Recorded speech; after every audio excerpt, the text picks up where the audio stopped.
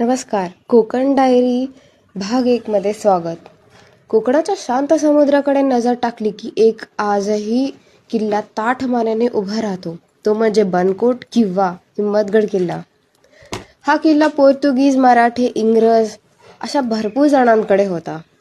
मराठ्यांसाठी कान्होजी आंग्रे यांनी तो आदिलशहाकडनं जिंकला. या किल्ल्याच्या एका बाजूला अथांग समुद्र, दुसऱ्या बाजूला मोठे मोठे डोंगर आणि मधोमध हा अभेद्य किल्ला. आज गडावरती गर्दी नाही, पण इतिहासाच्या खुणामध्ये सगळीकडे आहेत जुनी तटबंदी, तोफांचे अवशेष आणि समुद्राकडे उघडणारा भन्नाट नजारा. हा किल्ला सावित्री नदीच्या मुखाशी आहे. तो व्यापारी आणि लष्करी हालचालींसाठी पूर्वी खूप महत्त्वाचा होता. तुम्ही पुढच्या वेळेस कोकणात गेलात की या किल्ल्याला भेट द्यायला विसरू नका.